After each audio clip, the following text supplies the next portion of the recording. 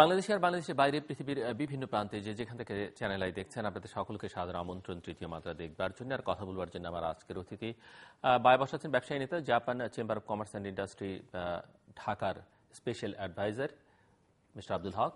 আমার ডানে রয়েছেন doctor Mustafizur Rahman, institute of development স্ট্র্যাটেজির চেয়ারম্যান।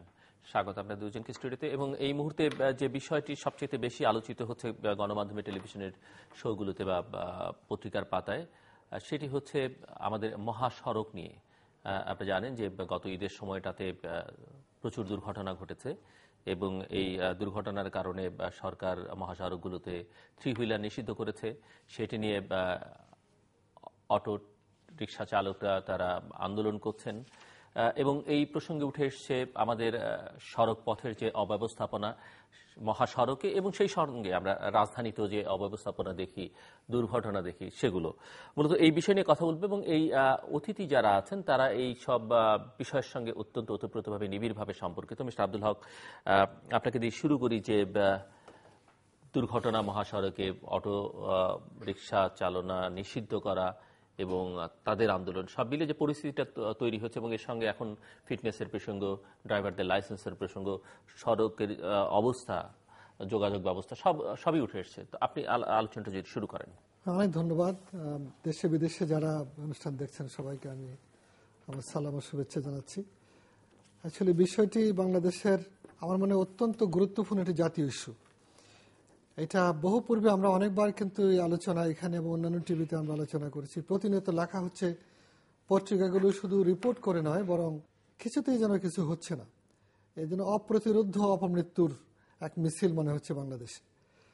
তো সেটাকে যে কারণে এটা হয়েছে, আমি কিন্তু একসময় বিআরটিএ বোর্ডের মেম্বার ছিলাম, সে কারণে আমার একটু এই ব্যাপারে ইনভলভমেন্টটা ছিল। ব্যবসাও করছি গাড়ির লাইনে।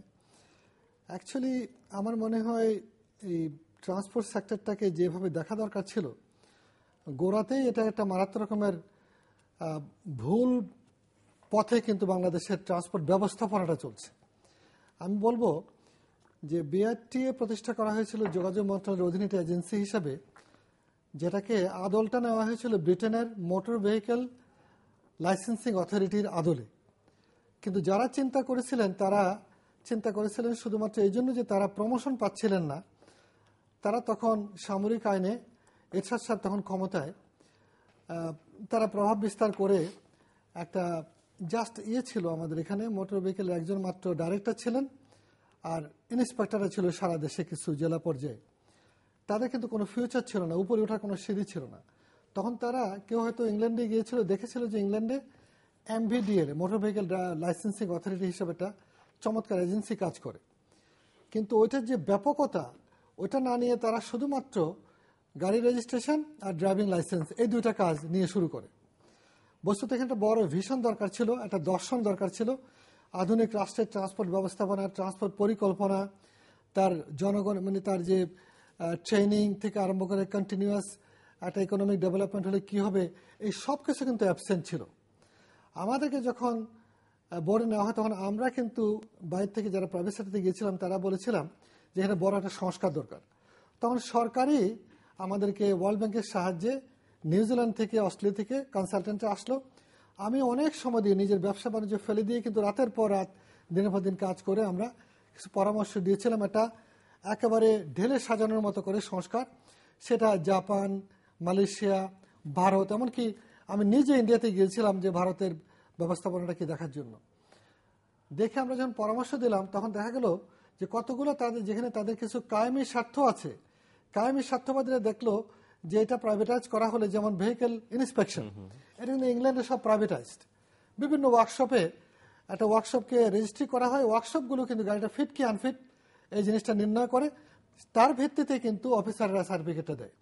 সেখানে ব্যক্তিকে কিন্তু যেতে হয় না, সবটাই কাগজে করে পাঠানো হয়, কারো যোগাযোগ নাই, আপনাকে এক সপ্তাহের মধ্যে আবার ফেরত পাঠানো হয়। যাই হোক, যখন দেখা গেল এটা করা হলে পর তাদের এখানে তাদের যে উপরি ইনকাম সেটা চলে যাবে, তখন তারা সবাই মিলে তখনকার যোগাযোগ সচিবকে দেখে বলল যে লোক তো বাহির থেকে আসছে, উনি আমাদের এই সমস্ত কিছু আপসাইড ডাউন করে দিচ্ছে, আমাদের তো এতে অসুবিধা হবে। তখন আমি বাহির থেকে আসছি এই অজুহাতে তারা এটাকে আর করলো না এবং এটা চাপা পড়ে গেল। এমনকি মোটর ভেহিকেল আরেকজন সদস্য মোটর ভেহিকেল টোটাল অ্যাক্টটাকে রিফর্ম করার জন্য কিন্তু কনসালটেন্ট দিয়ে টাকা দিয়েছে বিশ্বব্যাংক। আমরা করেছিলাম, এখনো পর্যন্ত সেটা আলোর মুখ দেখেনি। যে মোটর ভেহিকেল অ্যাক্টটা 69 সময় ব্রিটিশ আমলের একটা ছিল, বেঙ্গল মোটর অ্যাক্ট, সেটা পাকিস্তান আমলে কিছু পরিবর্তন হয়েছিল। তারপরে যে পরিবর্তন দরকার ছিল সেটা এখনো পর্যন্ত করা হয়নি। বিআরটিএ হয়েছে, বিআরটিএতে পোস্টিং নিয়ে বাইরের লোকেরা আসছে, কিন্তু ট্রান্সপোর্ট পরিকল্পনা, ট্রান্সপোর্টের traffic development, accident reporting, accident করলে ক্ষতিপূরণ, আমি একটা ইন্স্যুরেন্স কোম্পানির সাথে আছি, আজ পর্যন্ত একটি মাত্র ক্লেম আসে নাই যে রাস্তায় বাসে মানে মানুষ মারা গেলে এতগুলো যাত্রী তাদের জন্য 1 লক্ষ টাকা কি 1.5 লক্ষ টাকার মিনিমাম যে যেটা, সেই ক্লেমটাও আসে নাই। টোটাল কিন্তু এটা অকার্যকর অবস্থায় আছে ইন্স্যুরেন্স সিস্টেম। তার মানে বিশ্ব প্রেক্ষিতে যদি আপনি বিশ্ব মানে তুলনা করেন, আমি বলবো একটা নারকীয় অবস্থার মধ্যে আমরা আছি ট্রান্সপোর্ট নিয়ে। তার ভিকটিম হচ্ছে যে ঈদের পরে আপনার 2 শতাধিক মানুষ মারা গেল। অন্য দেশ হলে হয়তো সরকার প্রধানরা আপনার মানে শোক বাণী দিতে নিয়ে করতেন। আমাদের এখানে ট্রান্সপোর্টে মারা গেলে সে শোক বাণী দেওয়ার মতো যোগ্যতা আমাদের হয়তো নাই, সেজন্য আমরা সেটা পাই না। কেউ পদত্যাগ করে না, প্রতিদিন হচ্ছে। ফলে আমি বলবো জাতি হিসেবে আজকে যখন আমাদের দেখা গেলো এই বাংলাদেশেই কিন্তু দেখেন ক্যান্টনমেন্টে গেলে সবাই কিন্তু আইন মেনে লেন মেনে চলছে, ক্যান্টনমেন্টের বাইরে আসলে কিন্তু আর মানতেছে না। তার মানে সিভিল এবং মিলিটারিতে যে বিশাল ব্যবধানটা, এখানে যে আস্থা এবং নিয়ন্ত্রণ কিংবা মানের যে ব্যাপারটা, এটা কিন্তু স্পষ্ট বাংলাদেশেই, কোথাও বাইরে যাওয়ার দরকার নেই। এখানেই কিন্তু আপনার শহরের মধ্যে বাংলাদেশের রাজধানীতেই কিন্তু দেখা যাচ্ছে ওখানে নিয়ম মেনে চলছে, বাইরে কিন্তু নিয়মের বালাই নাই। এত পুলিশ, হাইওয়ে পুলিশ, এত কিছু করা হলে একটা মোড়ের মধ্যে অনেক সময় 8-10 জন পুলিশ থাকে, তা দেখা যাচ্ছে মানছে না। চীনে একটা মাত্র পুলিশ দাঁড়িয়ে আছে, রোবটের মতো নিয়ন্ত্রণ করছে। কেউ কিন্তু সাহস করে যে হাতটা যখন এরকম করে দেখায়, কারো ক্ষমতা নাই যেটা মান্য করে। সম্ভবত এটা দিয়ে সিম্বলাইজ করা যেতে পারে, এটা তো উদাহরণ যে আমাদের আইনের শাসনের অবস্থাটা কি। অতএব আমি বলবো যে এই ব্যাপারটা এত জরুরি, এত গুরুত্বপূর্ণ হয়ে দাঁড়িয়েছে যে এইটাই বিনিয়োগকারীদের, দেশি এবং বিদেশি বিনিয়োগকারীদের জন্য আমাদের ট্রান্সপোর্ট সেক্টরের এই অব্যবস্থাপনা। আপনার এই যে সিএনজি কিংবা 3 চাকার গাড়ি বন্ধ করলেন, ইজি বাইক বন্ধ করলেন, নসিমন করিমন ভটভটি হাইকোর্টের আদেশে বহু আগে করা হয়েছিল, কিন্তু সেগুলা কতটুকু বাস্তবায়নযোগ্য, কতটুকু বাস্তব। আপনি শুধু কুমিল্লা অঞ্চলে, আমি আপনাকে একটা পরিসংখ্যান দিই, 2000-এর মতো সিএনজি আছে লাইসেন্সধারী, 10,000-এর মতো আছে হলো লাইসেন্স ছাড়া, মোর দেন 10,000, এবং তারা প্রতি মাসে 1800 টাকা করে চাঁদা দেয় ফিক্সড। এই যে ইকোনমিটা, এই যে যারা স্টেক হোল্ডার যারা পাচ্ছে, তারা তো সরকারের চেয়ে, রাষ্ট্রের চেয়ে বেশি পয়সা পাচ্ছে। রাষ্ট্র পাচ্ছে মাত্র 2,000 টাকা কি 2,500 কি 3,000 টাকা প্রতি বছর, সেখানে 1800 টাকা পার মান একটা ইয়ে থেকে, সিএনজি থেকে, থ্রি হুইলার, তাহলে 21,000 টাকা হচ্ছে কিন্তু বছরে, শুধুমাত্র মানে ইয়েতে পুলিশকে। তার বাইরে যে আপনার অন্যান্য চাঁদাবাজরা আছে, শ্রমিক সংগঠন, মালিক সংগঠন, প্রত্যেকটা মোড়ে মোড়ে কিন্তু এই যে স্টেক হোল্ডার। তখন বলা হচ্ছে না, এই যে মোস্তাফিজ সাহেবরা বলবেন ইকোনমিক্সের ভাষায়, যে bad money drives good money out of circulation. যদি এটাই চলে, তাহলে আপনার অচল টাকা, নকল টাকা দিয়ে যদি কেনা বেচা চলে, তাহলে আসল টাকার মূল্য কি? অথবা এইটা কিন্তু সরকারকে এখন ভাবতে হবে। সরকার যে সত্যিকার অর্থে সিরিয়াসলি চান আইনের শাসন এখানে প্রতিষ্ঠা করবেন, রাষ্ট্রীয় নিয়ন্ত্রণ প্রতিষ্ঠা করবেন, তাহলে এই যে স্টেক হোল্ডার, আজকে আপনি সিএনজি আপনার রাস্তা বন্ধ করলেন, কিন্তু আমদানি করতে দিলেন কেন? তাহলে ইম্পোর্ট পলিসির সাথে এই রেগুলেশনের কিন্তু কোনো মিল নাই, কোনো সামঞ্জস্য নাই। আমদানি কিন্তু আজকেও হচ্ছে, ইভেন টুডে হয়তো এলসি হয়েছে, তাহলে এই এলসি কেন করতে দিলেন? ইজি বাইক কেন আনতে দিলেন? তার মানে যারা আমদানি করছে, যে মিনিস্ট্রি আমদানি করতে দিচ্ছে, যে মিনিস্ট্রি এটা নিয়ন্ত্রণ করছে, তাদের মধ্যে কোনো সামঞ্জস্যতা নাই। এটা কি প্রশাসন হলো? এটা কি কোনো পলিসি হলো? কে কাকে দেখছে? বিআরটি হওয়া ছিল টোটালি একটা ইঞ্জিনিয়ারিং ডিপার্টমেন্ট, সেখানে আপনার প্রশাসনিক লোকেরা ভরা, ইঞ্জিনিয়ারিং কিছু লোক আছে, কিন্তু টোটাল যে একটা ক্যাপাসিটি এই কান্ট্রির, এই রাষ্ট্রের ট্রান্সপোর্টের যে সেফটি, মনে করেন সেফটি একটা বিশাল ফ্যাক্টর। কিন্তু ট্রান্সপোর্ট ডিপার্টমেন্টের অন্যতম কাজ হচ্ছে সেফটি, কারণ মানুষকে নিরাপদে কর্ম জায়গায় কিংবা তার জায়গায় পৌঁছে দেওয়ার দায়িত্ব হচ্ছে ট্রান্সপোর্ট ব্যবস্থাপনা। কে করবে সেটা? আছে কি? আমি আজকের অনুষ্ঠানের মাধ্যমে প্রশ্ন করলাম সরকারের কাছে, কিংবা যে কারা দেখছে, কেউ কি দেখছে? অতএব এই জায়গায় যে অবস্থাটা দাঁড়িয়েছে, আমার মনে হয় আমাদের সেনাবাহিনী জাতিসংঘের আওতায় গিয়ে বাইরে ব্যর্থ রাষ্ট্রকেও কিন্তু সেখানে শাসন ব্যবস্থা দিচ্ছে। আমার দেশে যে জায়গায় আমরা ব্যর্থ হচ্ছি, আমরা যে তাকে ট্যাক্স দিচ্ছি, তার কি আমার দেশের প্রতি কোনো দায়িত্ব নাই? তাহলে সেনাবাহিনী দেখা যাচ্ছে বিপদে আপদে, বিপর্যয়ে, ভূমিকম্পে, বন্যায় ব্যবহার হতে পারে। কেন আজকে ট্রান্সপোর্টের জায়গায় আপনি ব্যবহার করতে পারবেন না? যদি ক্যান্টনমেন্টে হয়, ক্যান্টনমেন্টে যদি ভালো আইন মেনে চলে, তাহলে সারা দেশে করেন, আপনি সেটা করে দেখাই দেন। তাহলে যাদের গা আঘাত লাগবে আইডি সেটা কার্ড করতে তাদের ব্যবহার করেছি আমরা, পাসপোর্ট করতে ব্যবহার করেছেন, আইডি, ন্যাশনাল আইডি কার্ডে ব্যবহার করেছেন আপনি, তাহলে এই জায়গায় করেন। আপনি জনগণের জীবনের মান, আজকে আমরা মনে হয় একটা ছাত্র ছাত্রী, একটা বাচ্চা, একটা শিশু, একটা নারী, আজকে আমি বলবো মন্ত্রী মহোদয়ের রাস্তাটা হেঁটে দেখেন, ঢাকার রাস্তায় ফুটপাতে মানে হাঁটা যায় কিনা, এটা কি হাঁটার যোগ্য কিনা? সারা শহরটা রাজধানী শহরের প্রতিটি রাস্তার যে অবস্থা হচ্ছে, 6 মাসের রাস্তা উঠে চলে যাচ্ছে। তাহলে আপনি কিরকম খরচ করছেন? এটা কি বিনিয়োগ হচ্ছে? এই সব কিন্তু কথা অনেক বলা যেতে পারে, কিন্তু আমি বলবো যে হ্যাঁ, যদি সত্যিকার অর্থেই আপনারা এটাকে কিছু করতে চান, তাহলে সেনাবাহিনীকে ব্যবহার করে শেষ চেষ্টাটা হতে পারে। এখানে কিন্তু অনেক কিছু করার আছে, আমি হয়তো স্বল্প পরিসর সবটা বলতে পারবো না। বাট আপনি যেমন ধরেন যে এই যে রোড ম্যানেজমেন্ট বা ট্রান্সপোর্ট ম্যানেজমেন্ট আপনি সেনাবাহিনীকে ব্যবহার করতে বলছেন, আপনার কি ধারণা তাদেরকে ব্যবহার করলে পুরো বিষয়টাকে একটা ডিসিপ্লিনে, আমি বলছি একটা সাস্টেইনেবল ডিসিপ্লিনারি সিচুয়েশনের মধ্যে নিয়ে আসতে কতদিন অনেক ক্ষেত্রে মনে করেন যে ইমার্জেন্সিতে আপনি 3 মাস ব্যবহার করলেন, এটা 6 মাসে হতে পারে যদি একটা প্রোগ্রাম নিয়ে নামা হয়, ট্র্যাকের মধ্যে নিয়ে আসার জন্য, একটা ট্র্যাকের জন্য 6 মাস ঘুরে নাও, 6 মাসে কিন্তু আনা যেতে পারে আপনি মনে করেন। এবং সেখানে শুধু রাজধানী মিন করছেন না, রাজধানী মহাসড়ক না, এন্টায়ার কান্ট্রিতে এটা হতে পারে, কারণ এখানে ক্রিমিনালাইজড হয়েছে অনেক জায়গাগুলো। এখন সরকার চাইলে কিন্তু সেখানে মনে করেন যোগাযোগ মন্ত্রী বারে বারে হতাশা ব্যক্ত করছেন, তিনি যা বলতে যাচ্ছেন মনে হয় যেন তিনি সরকারের অংশ নন, তিনি পাচ্ছেন না, রাজনৈতিক কারণে পাচ্ছেন না, আকার ইঙ্গিতে কথাবার্তা বলতেছেন। প্রশ্ন হচ্ছে তাহলে কে পারবে? যদি তিনি না পান, ঠিক আছে, রাজনীতির বাইরে সেনাবাহিনী তাদেরকে দিয়ে ব্যবহার করেন, তাদের ক্ষমতা, প্রধানমন্ত্রী এবং সেনাবাহিনী আপনি মনে করেন যে প্রধানমন্ত্রী যদি প্রধানমন্ত্রী দায়িত্ব নিয়ে করেন, সেনাবাহিনীকে ব্যবহার করে সারা দেশে, এইটা কিন্তু হতে পারে। আমি মনে করি হয়তো বা পরবর্তী আলোচনা আবার আপনার কাছে আসবো, ডক্টর মুস্তাফিজুর রহমানের কাছে কোনো সলিউশন আছে কিনা? আপনি অনেক কাজ করেছেন এসব ট্রান্সপোর্ট সেক্টর নিয়ে বা যোগাযোগ ব্যবস্থা নিয়ে। ট্রান্সপোর্ট দেখেন, মানুষ যখন থাকে, এখন ওই ইতিহাসগুলো বলে তো আর লাভ নাই। এখন people see the whole world, নিজের কম্পিউটার খুললে বা ইন্টারনেটে দেখলে বা টেলিভিশনে দেখলে more or less common sense মানুষের লেভেলের অনেক ঊর্ধ্বে। অতএব এখন করার ইচ্ছা, আপনি কি চান না শর্টেস্ট পসিবল, সেফেস্ট পসিবল ওয়েতে এক জায়গা থেকে এক জায়গায় যেতে চান না? নিশ্চয়ই চান, কিন্তু উপায় নাই বলে আপনি রিস্ক নিয়ে চলাচল করছেন। আর দেরি হলেও আপনার কোনো অল্টারনেটিভ নাই, পাবলিক ট্রান্সপোর্ট ওইভাবেই যাবে, ইউ আর ডিপেন্ডেন্ট। আর নিজে হলে নিজের প্রত্যেকের গাড়ি লাগবে, এটা তো হয় না। তো এখন আমাদের কনস্টিটিউশনে আছে ওই 3টা জিনিস, তো এডুকেশন, হেলথ অ্যান্ড কি বলেন কমিউনিকেশন। তো এখন সেই দায়িত্বটা তো পালন করতেছেন না আপনি। এটা কি করলে হবে? এতটুকু মানুষের জ্ঞান যথেষ্ট আছে, we can give the formula. 2জনকে ডাকলেই, 10জন ড্রাইভারকে ডাকলেই তাদের থেকেই আপনি ভীষণ আইডিয়া পেয়ে যাবেন। আর আমরা যারা হয়তো অনেক জিনিস নিয়ে অনেকদিন, কিন্তু আপনি এত কনফিডেন্টলি বলছেন, এই ধরনের বিভিন্ন ফোরামে তো আপনি নিজেও কন্ট্রিবিউট করেছেন, কথা বললেই যদি হয়ে যায় তাহলে হয়নি কেন একদিন? কথা বললে না, কথা হলো করার, পরামর্শ নিলে বা আপনারা ফর্মুলা দিলে না, সেটা জানলেন, কিন্তু করার লোক লাগবে। মানে জানা হচ্ছে কিন্তু করা হচ্ছে না। এখন অনেক জিনিস লোকে জানে, কিন্তু জানাটা এক ধরনের আইওয়াশ, রাইট, আইওয়াশ। সেটা হলো বক্তৃতা দেওয়ার জন্য, কথা বলার জন্য, ইয়েগুলো করার জন্য there is no alternative, you have to mean it. আপনি যদি সেটা মিন না করেন তাহলে তো হবে না।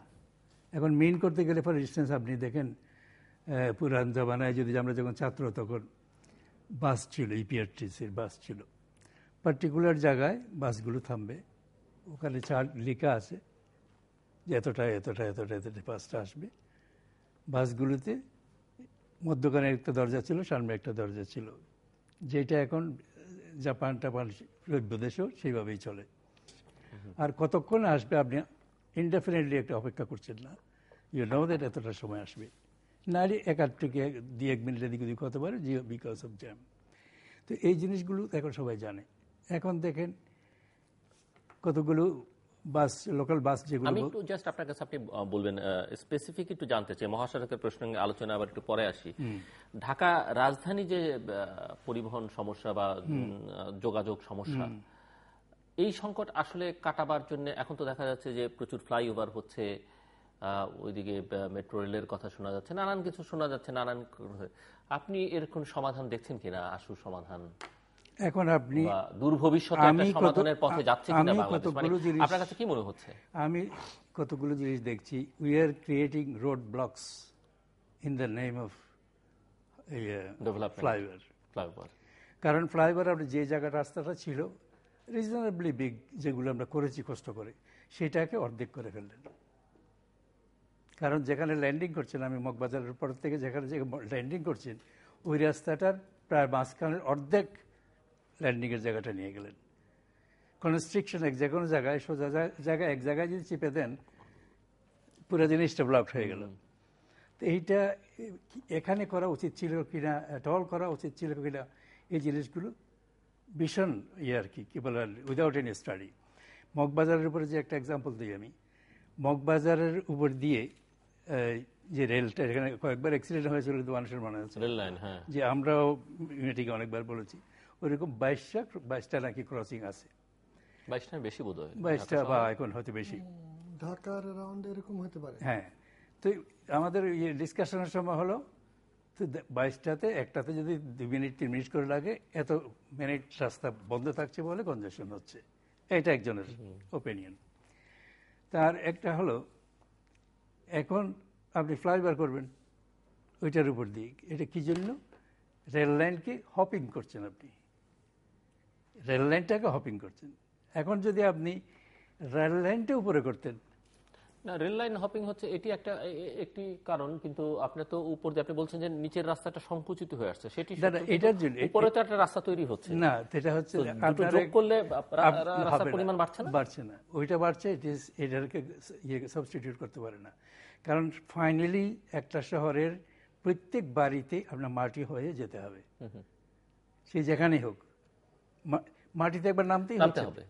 অতএব মাটির রাস্তা যেগুলো বড় আছে, সেগুলোকে রেলওয়ে এখন যদি বর্তমানে যে ফ্রিকোয়েন্সি আছে তার চেয়ে যদি 3 গুণ 4 গুণ করতে হবে, তখন এখন যদি 5 মিনিটে যাচ্ছেন, তখন আপনার 2 মিনিটে 1 মিনিটে যেতে হবে। তখন কি অবস্থা হবে রাস্তাগুলোর? তখন হবে কি, 2 পাশে অলরেডি অর্ধেক হয়ে গেছে, তারপর সেখান থেকে ফ্রিকোয়েন্সি যখন ডাবল হবে, তখন তো রাস্তা দিয়ে যেতেই পারবেন আপনি। এই যে ঠেলা গাড়ি, আপনি কালকে তাকে ফ্লাইওভারে চড়াতে পারবেন? কালকের দিকে আবার ডেভেলপমেন্ট হয়ে যাবে যে প্রত্যেকে ফ্লাইওভারে চড়ে যাবে। ফ্লাইওভার ইজ নেসেসারি, সেটা হলো কিপিং আদার থিংস অলরেডি। এগুলো যদি মেকানাইজড হয়ে যায় সব কিছু, রেলওয়ে দিয়ে যখন মানুষের চলাচল বেশি হয়ে যাবে, ফর ইনস্টেন্স গাড়ি ছাড়াই মানুষ ডিফারেন্ট জায়গায় কাজে যাবে, এলে যাবে। যেটা আমি বারবার জাপানের কথা বললে, উনিও জাপানের সাথে জাপানে আমরা প্রথমে যখন জাপানে নামলাম অক্টোবর 1967-এ, জাপানে যেটা প্রথমে আমাদের চোখে পড়লো সেটা হলো রেলওয়ে ট্রান্সপোর্টেশন। যেখান থেকে ইচ্ছা ম্যাক্সিমাম 5 মিনিট থেকে 3 মিনিট হাঁটতে হবে আপনাকে, হেঁটে you get a train, wherever you want to go in the whole country, you can go there without coming. অতএব পাবলিক ট্রান্সপোর্টের ফার্স্ট অ্যান্ড ফান্ডামেন্টাল ফর্মুলা হবে নেটওয়ার্কিং, একটার সাথে একটাতে যাওয়ার নেটওয়ার্কিং। কারণ নাহলে তো আবার অল্পর জন্য আপনাকে রিক্সা নিতে বা আরেকটা নিতে হচ্ছে। ইট involves A lot of money, total পয়সাটা হিসাব করেন আপনি। তো এবং রাস্তার দখল করছে কতটুকু, সব কিছু মিলে it is unnecessary and solvable একটা প্রবলেম, আমরা সলভ করছি না। আচ্ছা, তখন হয় কি, উপরে যখন স্যাচুরেটেড হয়ে যায় তখন বলে যে এখন নিচে যাই। ইচ্ছা করে প্রথমে নিচে যাচ্ছে তা না, প্রথমে রাস্তা করার সময়, নেটওয়ার্কগুলো করার সময় ভবিষ্যতে 10 বছর 20 বছর 30 বছর পরে কী হবে তার জন্য আমি প্রভিশন রাখছি কিনা, এটা যদি চিন্তা না করেন ইচ্ছা করেই করতে পারবেন না। ফর ইনস্টেন্স মহাকালীর ইয়েটা করেছেন, এই সামনে যেহেতু চোখের সামনে পড়তেছে, ফ্লাইওভার হিসাবে আপনি হয়তো করেছেন। ফ্লাইওভারের উদ্দেশ্যটা কি? গাড়ি যাবে, আগের রাস্তাগুলো উইল বি অলসো। এখন যদি ট্রেনটা যায়, আগে দে আর অবস্ট্রাক্টেড, ট্রেনটা তো রয়েই গেল, আপনি ফ্লাইওভার কার জন্য করলেন? এই ফ্লাইওভার যে করলেন শুধু একটা কার্ভ কোনা পার হওয়ার জন্য, এটা তো জাস্টিফাইড হয় না। কিন্তু সেটাকে যদি আপনি জাস্ট 6 ফিট to 7 ফিট যদি উঁচা করতেন, তার নিচে আমাদের ছিল ওই যে ট্রেনটা আছে এয়ারপোর্ট থেকে, পুরো ট্রেনটাই অবশ্য আমরা এলিভেটেড করতে পারি, কিন্তু এখন এটা ভেঙে আমরা করতে হবে বিকজ অফ দিস হাইট। কারণ আলটিমেটলি শহরের ভিতরে অনগ্রেড আপনার রেলওয়ে থাকতে পারবে না, এটা আপনার প্রিন্সিপাল। তখন প্রত্যেকটা করার সময় ওইটা মাথায় রেখে যদি করেন, হয়তো 5 বছর লাগবে, 10 বছর লাগতে পারে, ইট ইজ ডান। কারণ রেলওয়ে 100 বছর 200 বছর পরে দেখে এটা 200 বছর আগে করেছি, দে আর প্রাউড অফ ইট প্রত্যেক দেশে। আমরাও proud, should be proud, because আমরা অনেক দেশের আগে রেলওয়ে করেছি। অনেক কিছু সবার আগে করেছে, অনেক কিছু। কিন্তু এখন কথা হলো করার ইচ্ছাটা। হ্যাঁ, আমরা ট্রান্সপোর্টেশন প্রবলেমটা সলভ করলে কি করতে হবে? আচ্ছা, এট এ টাইম তাহলে বলবে পয়সা নাই, ঠিক আছে 1 বছরে না পারে আমি 2 বছরে করব। এবং মোস্টলি আমাদের লোক বাই দ্যাট টাইম ট্রেন্ড এবং এক্সপেরিয়েন্সড হয়ে যাবে, তখন we can do it our self without relying on. এটা হলো ফান্ডামেন্টাল ডেভেলপমেন্টের ইয়ে। না, অ্যাকচুয়ালি ঢাকার ট্রান্সপোর্টের ব্যাপারে আপনার অনেক আলোচনা হয়েছে। ইনফ্যাক্ট আমরা মুস্তাফিজ সাহেব সহকারে আমরা ঢাকা আরবান ট্রান্সপোর্ট প্রজেক্টের অ্যাডভাইজারি কমিটি ছিলাম। জামিল রাজা চৌধুরী সাহেব সহ অনেক লুমিরিয়াস ব্যক্তিরা, অনেক এক্সপার্ট, প্রশাসনের সিনিয়র কর্মকর্তাগণ আমরা ছিলাম। আমরা সেখানে যেসব পরামর্শগুলো তখন দিয়েছিলাম, তখন কনসালটেন্টরা দেখা গেল যে রেলকে বাদ দিয়ে কিন্তু চলে যাচ্ছিলেন। আমাদের প্রচন্ড রকমের আপত্তির প্রেক্ষিতে বিশ্বব্যাংক সেটার সময় বাড়িয়ে রেলকে ইনক্লুড করলেন। আমরা আশা করেছিলাম যে আমাদের যেটা সাদামাটা ভাবে, এবং জামিল চৌধুরী সাহেব দেশের অত্যন্ত সম্মানীয় একজন, এলিভেটেড মেট্রো সবটাই মানে রেল যেন থাকে, রেলকে ছাড়াই তারা ঢাকার রাস্তার ট্রান্সপোর্টের একটা সলিউশন বিশ্বব্যাংকের পরামর্শে তারা করে যাচ্ছিল। মানে বিআরটি মানে বাস র্যাপিড ট্রানজিট নামে এটাকে প্রাধান্য দিয়ে, মানে ডেডিকেটেড রোড, শুধুমাত্র বাস চলবে এরকম রোড, সেটা আদৌ কতটুকু সম্ভব বাংলাদেশে, সেটা কিন্তু একটা বড় প্রশ্ন। কিন্তু সেটার ভিত্তিতে তারা চলে যাচ্ছিল, টোটালি কিন্তু রেলকে বাদ দিচ্ছিল। আমাদের বক্তব্যের পরে, জোরালো অবস্থানের পরে শেষে রেলকে রাখা হলো। এখন রেল দেখুন, সেই ব্রিটিশ আমল থেকে নারায়ণগঞ্জ থেকে রেলটা আছে। পাকিস্তানে আমার একটা প্রজেক্ট ছিল লাকসাম থেকে নারায়ণগঞ্জ অথবা লাকসাম থেকে মানে কমলাপুর লিঙ্ক হবে, এটার নাম ছিল কর্ড, COHRD কর্ড, এই শ্বাসটালের মতো কর্ড, যাতে ওই আপনার ভৈরব দিয়ে যে বিশাল একটা সময় ব্যয় হয় সেটা না করে এটা করা। তখনকার সময় 9 কোটি রুপিস পাকিস্তানের রুপিস যে বাজেট ছিল, সেটা আর হলো না। স্বাধীনতার পরে সেটা এখনো পর্যন্ত আর হয়নি, আর হবে কিনা আমার এখন ডাউট হয়, কারণ জমি, জনসংখ্যা বৃদ্ধি সবটা মিলে আদৌ কেনা সম্ভব কিনা জানি না। বাট সেটা হলে কিন্তু টোটালি প্রেক্ষিত চেঞ্জ হয়ে যেত। এখন ঢাকার ট্রান্সপোর্টে এসে আজকেও কিন্তু আমাদের একটা আলোচনায় ঢাকা উত্তরের মেয়র সাহেব বলছিলেন তিনি একটা বড় রকমের প্রস্তুতি নিতে চাচ্ছেন ঢাকার ট্রান্সপোর্ট নিয়ে, চিন্তা করছেন। ঢাকার ট্রান্সপোর্টের অনেকগুলো এখানে ভেস্টেড কায়েমি স্বার্থের ব্যাপার আছে। যেমন ঢাকা যে বাসগুলো আছে, 4000-এর মতো বাস হতে পারে যেটা ঢাকা চলাচল করে, তার 90% কিন্তু চলাচলের অনুপযুক্ত। তারাও বা কেন চলছে? সেখানে কিন্তু ব্যাপার আছে, ইকোনমি আছে। অনেকের গাড়ি আছে পুরনো, সেটা কোথায় নিয়ে যাবে এই কারণে চলছে। আবার অনেকগুলো আছে যে ভাড়া এত কম পায় যে নতুন গাড়ি দিয়ে সেটা সম্ভব না। বোম্বেতে এই ট্রান্সপোর্টটা টোটালি একটা কোম্পানি, গভর্নমেন্ট ওন কোম্পানি করে, Bombay electric and transport corporation অথবা কোম্পানি নামে। অনেক দেশে আছে, যেমন জাপানে এগুলো বিভিন্ন কোম্পানিরা প্রাইভেট সেক্টর করে থাকে। বাট আমার মনে হয় ঢাকাতে ট্রান্সপোর্টের জন্য যে ব্যাপক একটা কর্মযোগ্য দরকার, সেটা সরকার মেট্রো রেল যেটা জাপানিরা করছে সেটা একটা ভালো প্রজেক্ট, যে তারা যদি মেট্রোটা করে তাহলে এটা অন্তত পক্ষে উত্তরা কিংবা কিছু অংশের মানুষ রিলিফ পাবে, মিরপুরের অংশের লোকেরা এই বেনিফিটটা পাবে। কিন্তু সার্বিক ট্রান্সপোর্টের যে সমস্যা, সেটা কিন্তু নারায়ণগঞ্জ থেকে বিশেষ করে ঢাকার আশেপাশের অঞ্চলগুলো থেকে যোগাযোগগুলো, যেগুলো 1-2 ঘন্টা কুমিল্লা থেকে মুন্সিগঞ্জ থেকে মানিকগঞ্জ থেকে, মেগা পরিকল্পনায় ঢাকার পাশে অন্তত পক্ষে কয়েকটা সার্কুলার রোড, সেখানে রোড থাকবে, রোডের সাথে রেলও কিন্তু আমরা প্রভিশন করতে হতো। যেমন টোকিওতে আছে, বেইজিং এ কিন্তু প্রায় 5-6টা সার্কুলার, মূলটা যদি মনে করেন যে প্রথম 5 কিলোমিটার মধ্যে হয়ে থাকে, সর্বশেষ কিন্তু 70 কিলোমিটার দূরে সার্কুলার, 1টা 2টা 3টা 4টা 5টা সার্কুলার দিয়ে শহরকে ব্যাসার্ধ বাড়িয়ে তারা করেছে।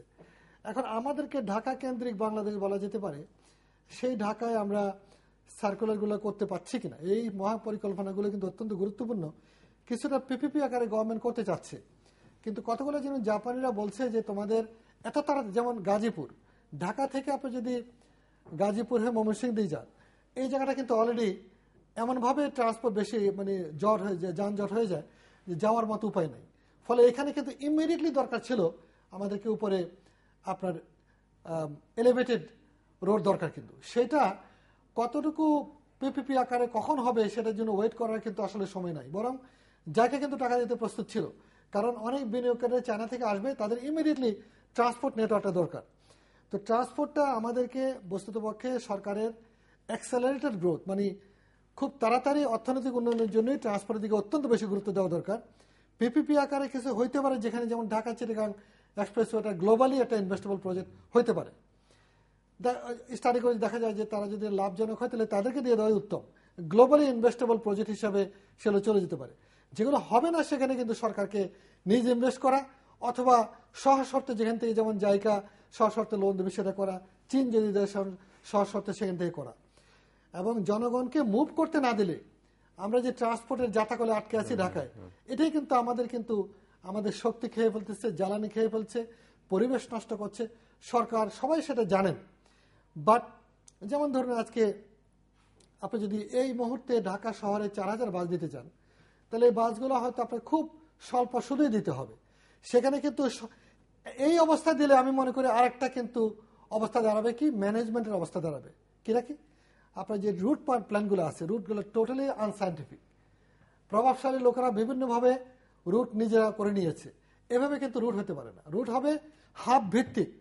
যেমন ধরেন আপনি যদি কুমিল্লা থেকে এসে যাত্রাবাড়িতে নামেন, তাহলে যাত্রাবাড়ি থেকে মানে রুট যেতে পারে, যাত্রাবাড়ি থেকে তেজগাঁও, যাত্রাবাড়ি থেকে সদরঘাট, যাত্রাবাড়ি থেকে গাজীপুর, কিংবা মানে হতে পারে আমাদের এই যে জায়গাটা তেজগাঁও হয়ে মহাখালী, এইসব হতে পারে। এইসব লুমগুলো কিন্তু সায়েন্টিফিক্যালি প্ল্যান করতে হবে। প্ল্যান না করে যদি আবার দেন, তাহলে কিন্তু আবার এগুলো ভায়াবল হবে না, লাভজনক হবে না, এবং জট হবে। যেমন এখন ঢাকায় যে ট্রান্সপোর্ট বাসগুলো আছে, হয়তো এত বাস দরকার হবে না। আপনি যদি টোটাল পরিকল্পনা করেন, তাহলে কিন্তু ওই লিঙ্ক এবং নেটওয়ার্কে কিন্তু চলে যাবে। যেমন যেখানে রেল আসবে সেখানে আপনি বাস দেবেন, দরকার নাই। ঢাকা থেকে গাজীপুর কিন্তু বাস বেশি লাগবে না, যদি সেটা ট্রেনে দিয়ে দেন, তাহলে ট্রেনের ফ্রিকোয়েন্সি বাড়বে। তেজগাঁ থেকে তেজগাঁকে হাফ করে, এটা কিন্তু মোস্তাফিজ অনেকবার বলেছিলেন, হতে পারে কিন্তু। তাহলে আমাদের কিন্তু মানে জ্বালানি খরচ বাড়বে, বৈদেশিক মুদ্রা খরচ বাড়বে, ফাস্টার হয়ে যাবে, অনেক তাড়াতাড়ি চলে যেতে পারবে। আমরা হয়তো মিনিবাস যেখানে দরকার সেখানে মিনিবাস দিতে হবে, যেখানে ছোট ট্রান্সপোর্ট রিক্সাও থাকতে পারে, ছোট ছোট গলিগুলোতে রিক্সা যাবে। এইভাবে কিন্তু কম্প্রিহেন্সিভ একটা ট্রান্সপোর্ট প্ল্যান চিন্তা করেই কিন্তু আমাদের করতে হবে। এখন স্থানীয় সরকার রিক্সা চিন্তা করবে, আবার যোগাযোগ মন্ত্রণালয় হলো বাস এবং ট্রাক চিন্তা করবে, আবার রেল মন্ত্রণালয় রেল, তাহলে কোঅর্ডিনেশনটা কারো করবে? এই জায়গায় কিন্তু প্ল্যানিং মিনিস্ট্রি সেটা হয়তো করতে পারে, কিন্তু প্ল্যানিং মিনিস্ট্রির সেই ক্যাপাসিটি কি আছে, সেরকম এক্সপার্ট লোকেরা কি আছে? অর্থাৎ টোটালি কিন্তু এটা মিনিস্ট্রি অফ ট্রান্সপোর্টই এটা হওয়া উচিত ছিল, যেটা নাই। এবং সেই জায়গাটা আমরা বহুত আগে বলেছিলাম, সেই লেকিং এর কারণেই কিন্তু ডেভেলপমেন্ট হচ্ছে বটে, অ্যাব্রাপ্ট, সমন্বয়হীন, যার জন্য দেখা যাচ্ছে সিএনজি বন্ধ করছেন রাস্তায়, কিন্তু সিএনজি আমদানি কিন্তু ওপেন আছে। তাহলে কি দাঁড়াবে? যে আমদানি করলো, সেই যে বৈদেশিক মুদ্রা ব্যয় করলো, সে কোথায় যাবে? এটা তো কোনো পরিকল্পনা হলো না। অর্থাৎ এই সবটার মূল্য কিন্তু জনগণ দিচ্ছে, সবাই কিন্তু আমরা ক্ষতিগ্রস্ত হচ্ছে। পরিবহনের বাইরেও যদি এটি পরিকল্পনা মন্ত্রণালয়ের প্রসঙ্গে যেহেতু তুললেন, এবং একটি সিদ্ধান্ত সরকার নিয়েছে যে আন্তর্জাতিক বাণিজ্য মেলা যেখানে হয় সেটা পূর্বাঞ্চলে নিয়ে যাবে, সচিবালয়ে সেখানে নিয়ে আসবে, এতে করে হয়তো যানজটের কোনো হতে পারে। যেমন আপনার শহরের কেন্দ্রস্থলে এখন যে সরকার, সেটা অনেক দেশে করেছে, যেমন মালয়েশিয়া পুত্রজায়া করেছে, ইসলামাবাদে করেছিল পাকিস্তানের সময়, আমাদের সেকেন্ড ক্যাপিটালও কিন্তু সেই সময়কার ডিমান্ডে হয়েছিল। যদি সরকার সেটাও করেন, নাথিং, পরিকল্পনা হয়তো হতে পারে, কিন্তু সেটার জন্য মনে করেন যে ইকোনমিক প্রায়োরিটি, যেটা আপনি খরচ করলে তো হলো না, অর্থনৈতিক প্রায়োরিটি, অর্থনৈতিক আমাদের ইন্ডাস্ট্রিয়াল ডেভেলপমেন্টে, যেমন পূর্বাচল আপনি করা হলো, আমাদের চিন্তা কতটুকু ন্যারো দেখেন। পূর্বাচল যখন করা হলো, কেউ কিন্তু চিন্তা করলো না যে পাকিস্তানের পরে আমরা শুধুমাত্র কিছু ইপিজেড, ছোট ছোট ইপিজেড ছাড়া আর কোনো ইন্ডাস্ট্রিয়াল পার্ক কিংবা ইন্ডাস্ট্রিয়াল এরিয়া করা হয়নি। এই তেজগাঁ কিন্তু ইন্ডাস্ট্রিয়াল এরিয়া নাকি, টঙ্গী ইন্ডাস্ট্রিয়াল এরিয়া, চট্টগ্রামের কালুরঘাট হেভি ইন্ডাস্ট্রিয়াল এরিয়া, এছাড়া কিন্তু আর ইন্ডাস্ট্রি খুলনার খালিশপুর ছিল। তাহলে আমরা যে ইকোনমিক ডেভেলপমেন্ট চাচ্ছি, আমি ইকোনমিক ডেভেলপমেন্ট কিভাবে করব, কোথায় হবে? আজকে জাপান থেকে কিংবা আমার দেশের একজন ইন্ডাস্ট্রিয়ালিস্ট, আজকে আনিসুল হক সাহেব বলছিলেন, মেয়র সাহেব, যে 200 কোটি টাকা বিনিয়োগ করে ইন্ডাস্ট্রি করা হলো, দেখা গেলো এখন গ্যাস কানেকশন পাচ্ছে না। তাহলে আমরা পূর্বাঞ্চলে হাজার হাজার মানুষকে উৎখাত করে আমরা আবাসিক এলাকা করলাম, কিন্তু আমরা চিন্তা করতে পারলাম না চীন কি করলো, আবাসিক এলাকা প্রথমে করে নেয়। টোটাল দেশে কিন্তু ইন্ডাস্ট্রিয়াল পার্ক করেছে, ইকোনমিক জোন করেছে। শ্যানজেন থেকে শুরু করে এন্টায়ার পূর্ব চীনে হাজার হাজার একর জমি, লক্ষ লক্ষ একর জমিতে তারা অলমোস্ট বিনা পয়সা জাপানিদেরকে দিচ্ছে, বিদেশিদের দিচ্ছে, আসেন ইন্ডাস্ট্রি করেন। কারণ কি, আমার এমপ্লয়মেন্ট দরকার, আমার চাকরি দরকার, আমার ইকোনমিক ডেভেলপমেন্ট দরকার, সাপ্লাই চেইন তৈরি করা দরকার, আমার নিজস্ব ইন্ডাস্ট্রি দরকার। সেটা হতে পারে যদি আমি ব্যাপক আকারে বিদেশি বিনিয়োগ আসি, তাহলে যেমন জাপানি বড় ইন্ডাস্ট্রি আসলে ছোট ছোট ইন্ডাস্ট্রিগুলো আমরা কিন্তু তৈরি করতে পারি, অথবা আমরা কিন্তু ইন্ডাস্ট্রিয়ালাইজ হতে পারি। এখন আপনি পূর্বাঞ্চলে হাজার হাজার মানুষকে উৎখাত করে আপনি আবাসিক এলাকা করলেন, একটাও কি ইন্ডাস্ট্রিয়াল পার্ক করেছেন? এখন সরকার কয়েকটা স্পেশাল ইকোনমিক জোন করে, আমাদের একজন ভালো অফিসার আছে মাননীয় প্রধানমন্ত্রী দপ্তরে প্রধান, যিনি প্রিন্সিপাল সেক্রেটারি, কিনা আজাদ সাহেব, তিনি এটা দেখছেন, ভালো অগ্রগতি ভালো। কিন্তু যেটা চায়না প্লাস ওয়ান জাপানিজরা যেটা চাচ্ছিল যে ঢাকার পাশে, সেখানেও মাননীয় প্রধানমন্ত্রীর সঙ্গে আমি নিজে কথা বলেছি, উনিও খুব আগ্রহী, খুবই আগ্রহী, কিন্তু জিনিসটাকে বোঝা যে আসলে কি চাচ্ছে, কত তাড়াতাড়ি কোনটা করতে পারি। আমি যে প্রায় অগ্রাধিকারের ভিত্তিতে করা, সময় তো বসে থাকবে না। আমার জন্য যেমন আমার প্রতিযোগী কে বার্মা, আমার প্রতিযোগী ভারত, আমার প্রতিযোগী ইন্দোনেশিয়া, ক্যাম্বোডিয়া, সে তো ওখানে চলে যাচ্ছে। আমি তাকে ধরতে হলে আমি যে তাড়াতাড়ি করে আনবো। জাপানিরা কিন্তু বহু চেষ্টা করেছে, এই যে যিনি অ্যাম্বাসেডার সাহেব চলে গেলেন, সাদুসীমা সাহেব, তিনি কিন্তু সাংঘাতিকভাবে চেষ্টা করেছেন। বর্তমান সরকারকে সব রকমের সর্বোচ্চ সহযোগিতা তারা দিয়েছে। এখন আমরা মনে করি যে সময় এবং নদীর স্রোত কাহার জন্য অপেক্ষা করে না। আমাদের বুঝতে হবে যে এই ডেভেলপমেন্টগুলো আমাদের কিন্তু একটা ঐতিহাসিক সময়, যখন কিনা আমাদের পপুলেশন ডিভিডেন্ড, আমাদের প্রাকৃতিক গ্যাস, জ্বালানি সবটা মিলে আর 10-15 বছর আমাদের জন্য, বাংলাদেশের উত্থানের জন্য এই সময়টা অত্যন্ত গুরুত্বপূর্ণ। শাসনের কি হবে সেটা পরের ব্যাপার, সেখানে সরকারকে চিন্তা করতে হবে কিভাবে তিনি আস্থা আনতে পারবেন। আস্থার সংকটের কারণে দেশের বিনিয়োগকারীরা বাইরে চলে যাচ্ছে। ফলে আমার মনে হয় যে হ্যাঁ, ট্রান্সপোর্ট আপনি যেটা বলেছেন অত্যন্ত গুরুত্বপূর্ণ। আমি মনে করি ট্রাফিক ব্যবস্থার জন্য সারা দেশের একটা অবস্থা কিন্তু আর্মি এনে দিতে পারে, এটা আমি নিশ্চিত, আমি মনে করি হতে পারে। এবং সেখানে বাকি ব্যাপারগুলো আর্মি সেটা সবটা পারবে না, সেখানে অনেকগুলো সংস্কার দরকার মিনিস্ট্রিতে, এজেন্সিগুলোতে। এই সংস্কার তো আপনার করতেই হবে। আপনি যদি অর্থনৈতিকভাবে উন্নতি করতে চান, তাহলে আবার এদিকে আপনি মানে ইনস্টিটিউশনাল প্রিপেয়ারনেস না থাকলে কি করে করবেন? অর্থাৎ সেখানে আমাদের এক্সপার্ট যে নাই তা না, সারা দেশে বহু এক্সপার্ট আছে বিনা পয়সায়।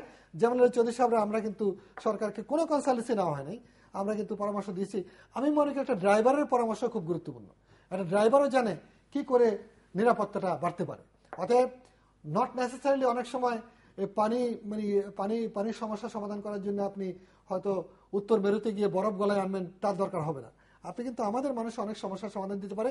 আমি মনে করি আমাদের আর্মিকে ব্যবহার করে ট্রাফিক সমস্যা সমাধান করে আপনি একটা ডিসিপ্লিনে এনে বাকিগুলো নিয়ে আমরা বসি, বাকিগুলো কিন্তু আমি মনে করি সলিউশন একেবারে ইম্পসিবল না। কিসের উপর বলবো এখন? ট্রান্সপোর্টেশন তো উনি বললেনই, কিন্তু কথা হলো মালয়েশিয়া দেখেন, দে মেড দেয়ার কার্স, বাইরে থেকে কিনে চালাতে পারত। বাট দে নো দ্যাট ইকোনমির যেখানে টেকনোলজি বেসড এবং ভ্যালুয়েটেড ইন্ডাস্ট্রি না করে যদি আপনি ইন্ডাস্ট্রি বাড়ান, you are still a poor country. যার জন্য আমরা technology policy planning and implementation ইন্ডিয়াতে বসে ইউনাইটেড নেশনসের একটা প্রজেক্টে আমরা ছিলাম, আমরা একটা ম্যানুয়াল লিখেছি। তো সেখানে আমরা বলতে চাই, ইভেন সৌদি আরবিয়া, কুয়েত, যাদের মেলা পয়সা আছে, টেকনোলজি নাই, they are technologically poor country, underdeveloped country, they are not developed country. তো এখন ফর ইনস্টেন্স জাপান এই জিনিসটা বুঝে গেছে, জাপান তো বুঝছে বলেই করতে পেরেছে Korean, they could understand it very well and they are taking that policy. আর হক সাহেব যেটা বললেন, বাইরের ইনভেস্টমেন্ট, ফরেন ইনভেস্টমেন্ট জাপান এবং কোরিয়া ডেভেলপ করেছে by not allowing foreign investment. আমরা সবাই মনে করি foreign investment we must be very choosy. এমন ইন্ডাস্ট্রি জাপানের দুইটা আইন আছে, যে আইনগুলো আমি বারবার ওই ম্যানুয়ালে উল্লেখ করেছি। যেই ইনভেস্টমেন্ট আমার লোকাল ইনভেস্টরের সাথে কম্পিট করে আনইভেনলি, আমি ওই জায়গায় অ্যালাউ করবো না। যে টেকনোলজি আমার টেকনোলজিকে গ্রো করতে দেবে না, সেই টাকায় আমি ইনভেস্ট করতে দেব না সেই তাদেরকে। কারণ কিন্তু অন্য টেকনোলজি আসলে তো আপনার টেকনোলজি ট্রান্সফারের সুযোগ থাকে, আপনি গ্রহণ করবার আপনি সুযোগ সেখানে আপনি আসেন টেকনোলজি ট্রান্সফার করেন। যেমন আমরা একটা ফার্টিলাইজার প্ল্যান্ট করার সময় we bot the package technology ওখান থেকে। আপনি ওখানে বসে রইলেন, আবার একটা স্ক্রু ড্রাইভার থেকে আরম্ভ করে সব কিছু আনা শুরু করলেন। আপনার তো ইউ হ্যাভ টু মেক। এখানে আমাদের ইউনিভার্সিটি আছে, ওখানে আপনি কী লেখাপড়া করাচ্ছেন? ইফ এখানে এই যে ডুপ্লিকেট করা করা আপনার পার্টলি পুরা পারবেন না। অনেক জায়গায় এমন সফিস্টিকেটেড জিনিস আছে, টেকনোলজি আছে, আপনি সহজে কপি করতে পারবেন না, কিন্তু দেয়ার আর অ্যাবাউট 80% আপনি নিজে করতে পারেন। সেগুলো আপনি যদি না করেন তাহলে তো আপনি হাত পাকা হবে না। হাত পাকা হওয়ার পরে তখন আপনি বলেন যে ঠিক আছে, আমি পুরা ফার্টিলাইজার প্ল্যান্ট কিনবো না, আমি ফার্টিলাইজার এটা কিনবো। তখন তারা করবে, আপনাকে বিক্রি করবে সেগুলো যদি সাবস্টেন্সিয়াল হয়। কোরিয়া যেমন চায়না 9টা কন্ডিশন দিয়েছে। তুমি যদি এখানে ইনভেস্ট করতে চাও, বিক্রি করতে চাও, একটা প্রজেক্ট হলো, প্রজেক্টে প্রথমে বলছে তুমি পুরো প্রজেক্টটা করো, ব্রেকডাউন দিয়ে ইঞ্জিনিয়ারিং ড্রয়িং সাবমিট করো। তারপর সেখান থেকে তারা দেখলো যে এই জিনিসগুলো আমরা নিজেরা করতে পারবে, সেখান থেকে বাদ দিয়ে, কিন্তু ওই টেকনোলজি তাদের দরকার, বাকিটা তারা নাও দে আর সেলিং দোজ টেকনোলজি। আমি তো হাই ভ্যালু অ্যাডেড ইয়েতে যাইনি। মালয়েশিয়া আস্তে আস্তে হাই টেকনোলজিতে গেল, গাড়ি তারা বানায়। আপনি যদি ভ্যালু অ্যাডেড কিছু না বানান, শুধু কাপড় বানাইয়া কদিন পারবেন? এখন সীমা আছে তো কাপড় বানাইয়া পারার, এবং পরিমাণের সীমা আছে। সেইটার কুশনিং থাকতে you have to go for the real developmental strategy. আপনি যদি সেখানে না যান, এখানে থাকেন, ওখানেই থাকবেন, সবাই আপনার সামনে দিয়ে বাদ দিয়ে চলে গেল। আমরা যদি আগে আমরা যখন যেভাবে বলছিলাম, তখন যদি আমরা কতগুলো ইন্ডাস্ট্রি আমরা করতাম, we could sell to Africa and other country. এখন দে আর কামিং, আমাদের এই জিনিস আছে, তুমি কিনো। মানে অপরচুনিটি কীভাবে লস করতে পারি আমরা।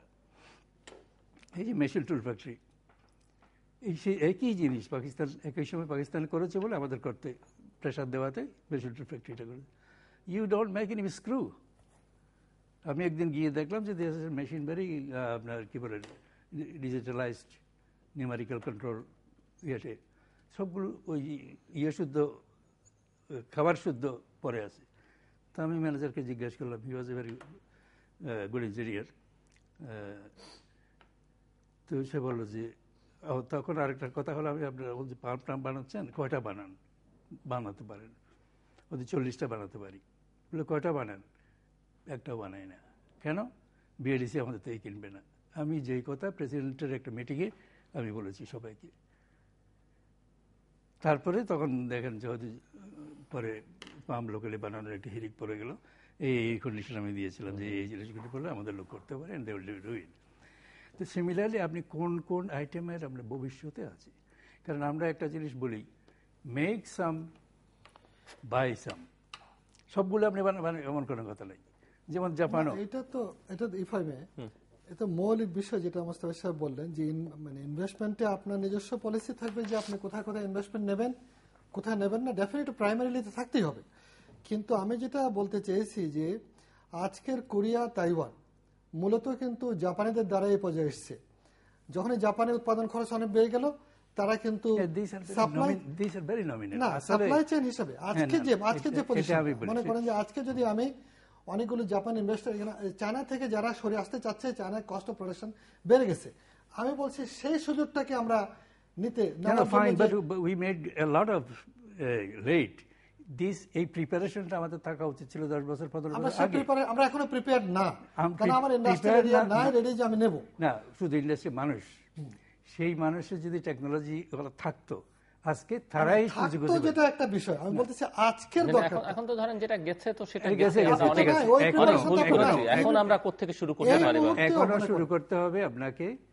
That you must make it very clear to the public, আমরা ইন্ডাস্ট্রিয়ালাইজ করতে চাই। ইন্ডাস্ট্রিয়ালাইজ করতে চাইলে what are the factors? Absolutely, what are the factors? আপনি যদি বলেন আমি 16% দিয়ে ইন্ডাস্ট্রিয়ালাইজ করব, এনি অ্যামাউন্ট আমি শুধু আপনি টাকা দিলাম, আপনি করতে পারবেন?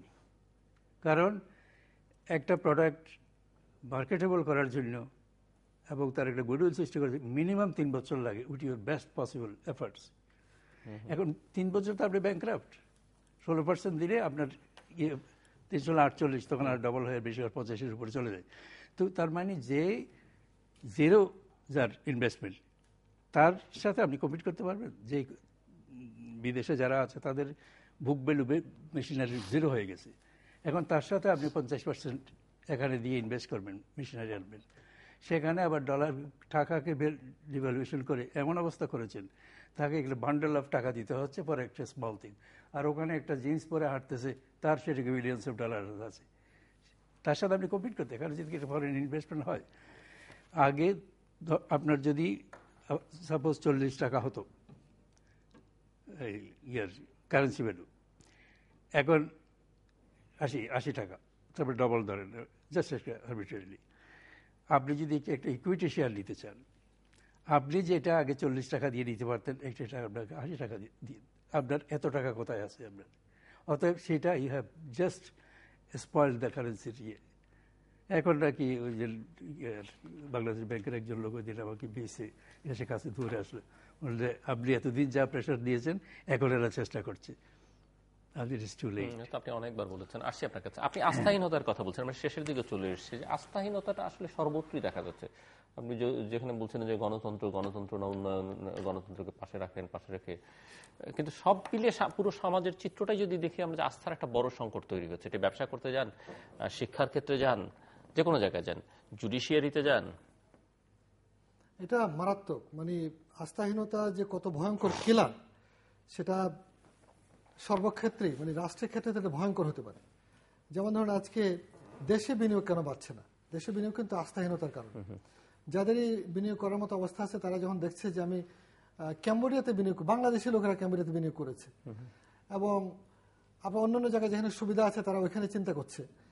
আমাদের দেশি পয়সাওয়ালারাই, বিশেষ করে যাদের কাছে পয়সা হয়েছে, সে বিশেষ করে বিনিয়োগে, ক্ষুদ্র ব্যবসায়ীদের তো সে সুযোগ নাই, কিংবা আমাদের দেশি মানে মনে করেন যারা এখানে উৎপাদন করে, তারা সাধারণত হয়তো যে কোনো পর্যায়ে চেষ্টা করছে এখানে থাকার।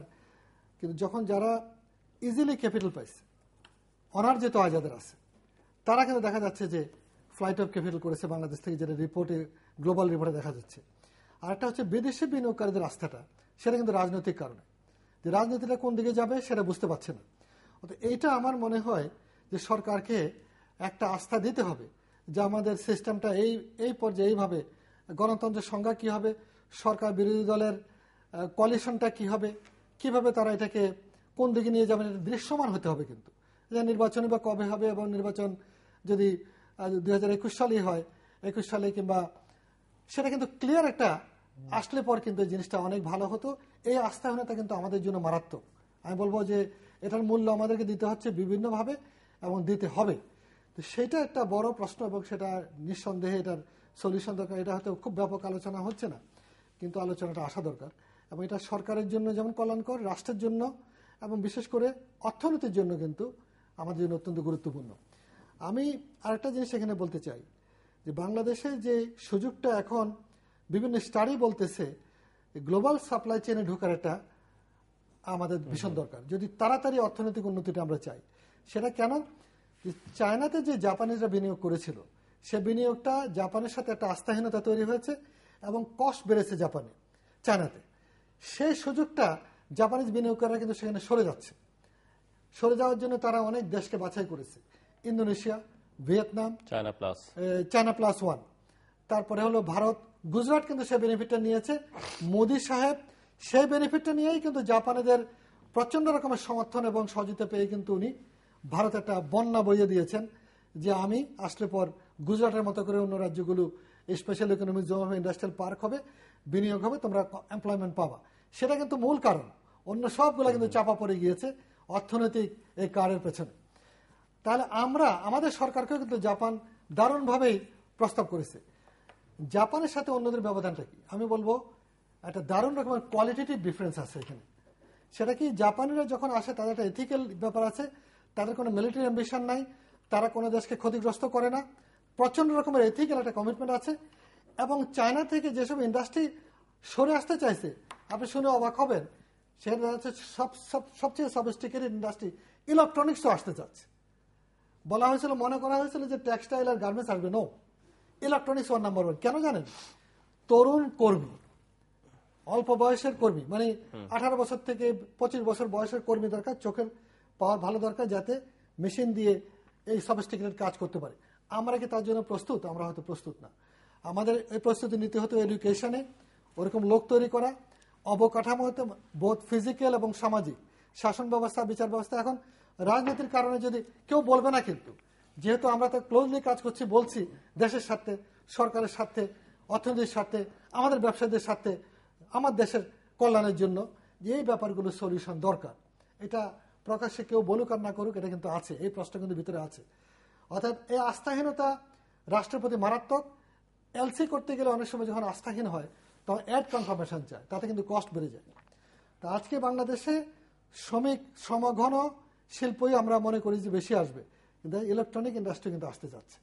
আমরা যদি ইন্ডাস্ট্রিয়াল পার্ক দিতে পারতাম, এবং আজকে যেমন ধরেন আমার এখানে ন্যাচারাল গ্যাস আছে, বলা হচ্ছে আর 10 বছর, ম্যাক্সিমাম 15 বছর, তারপরে কিন্তু আমাকে আমদানি করতে হবে।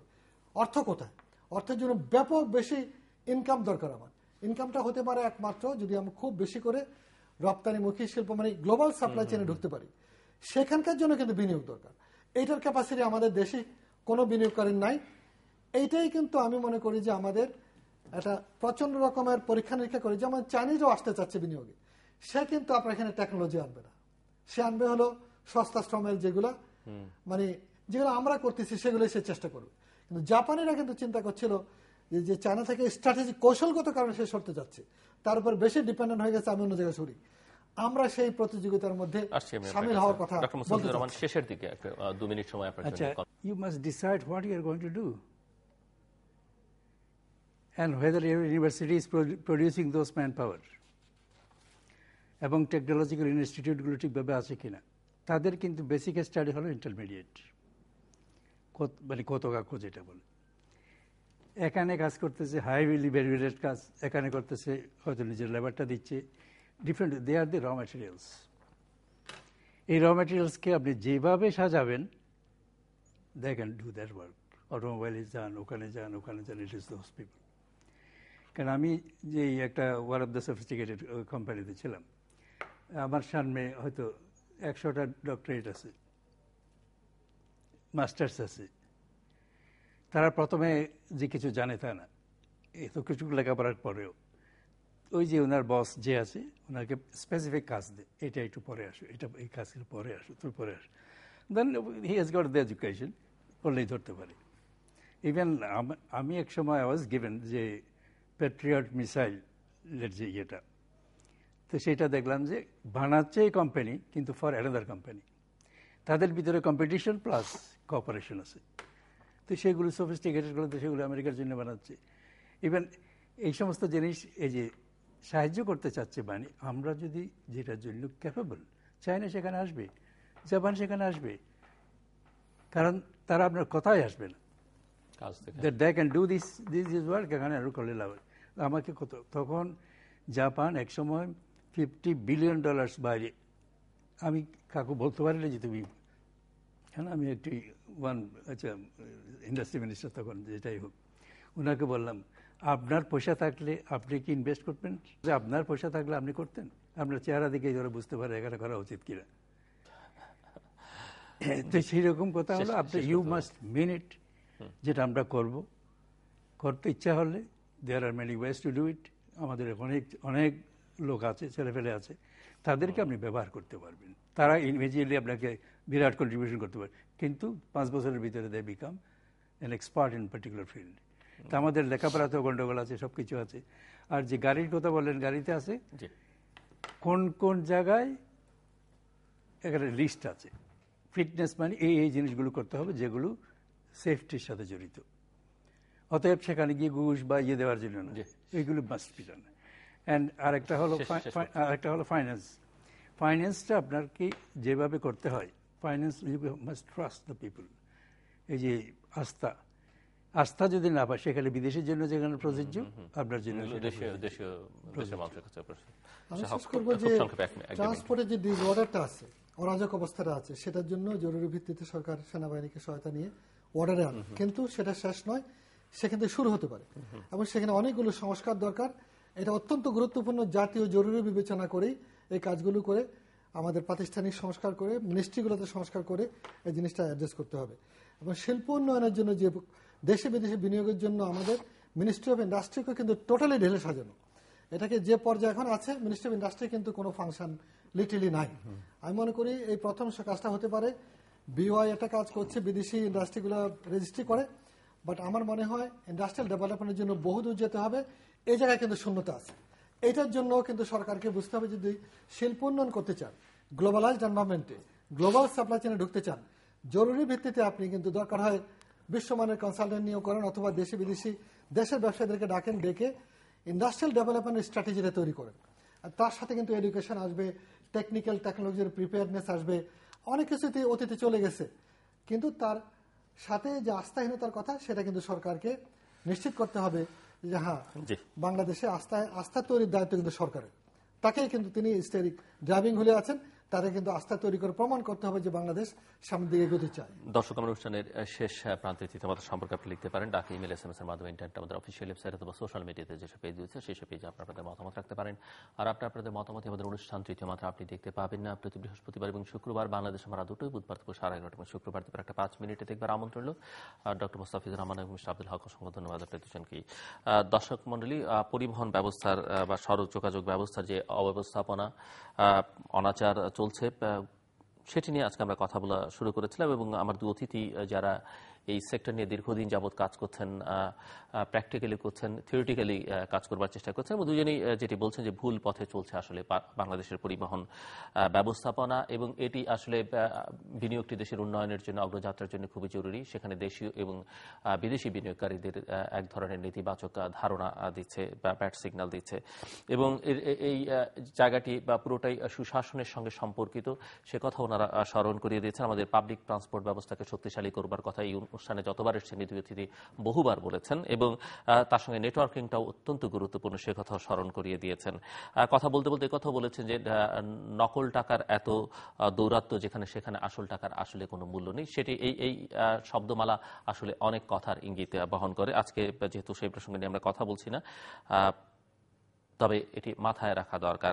এবং পুরো পরিকল্পনাটি ইতিমধ্যেই বাংলাদেশ অনেক সময় অপচয় করেছে, সে কথা ওনারা স্মরণ করে দিয়েছেন, বারবার পেছনের কথা টানবার চেষ্টা করেছেন, কিন্তু আসলে একথা ওনারা বলছেন যে এখন শূন্য থেকে শুরু করলেও বাংলাদেশকে শুরু করতে হবে, এবং দীর্ঘমেয়াদী আসলে এটি পরিকল্পনা নিয়ে শুরু করতে হবে। এবং আশু ব্যবস্থা হিসেবে যেটি ওনারা মনে করেন যে সামরিক বাহিনীকে, যারা পৃথিবীর বিভিন্ন দেশে শান্তি প্রতিষ্ঠার কাজে নিয়োজিত রয়েছেন এবং বাংলাদেশের বিভিন্ন দুর্যোগে যারা ব্যবহৃত হন, প্রধানমন্ত্রী যদি ব্যক্তিগতভাবে উদ্যোগ গ্রহণ করেন এবং সেনাবাহিনীকে ব্যবহার করেন, তাহলে সড়ক যোগাযোগ ব্যবস্থাপনা, বিশেষ করে পরিবহন ব্যবস্থাপনা, এটি আশু উন্নতি করা সম্ভব। এবং সেই সঙ্গে পাশাপাশি যদি এই সেক্টরে সংস্কারের দিকে, যতগুলো প্রশাসনিক এবং নানা ধরনের সংস্কার আছে, সেই সংস্কারের দিকে মনোযোগ দেওয়া হয়। আর সেই সঙ্গে আস্থা সংকটের কথা বলা হয়েছে, যেটি আমাদের রাজনীতিতে, সমাজে, অর্থনীতিতে সর্বত্রই আছে। এই আস্থাটা ফিরিয়ে আনা খুবই জরুরি, এবং এই পারস্পরিক আস্থার সম্পর্কটা তৈরি করা যারা রাষ্ট্র পরিচালনা করছেন তাদের এবং জনগণের মধ্যে খুবই জরুরি। দর্শক, আমাদের সঙ্গে থাকবার জন্য অসংখ্য ধন্যবাদ। আপনাদের সবার জন্য শুভকামনা।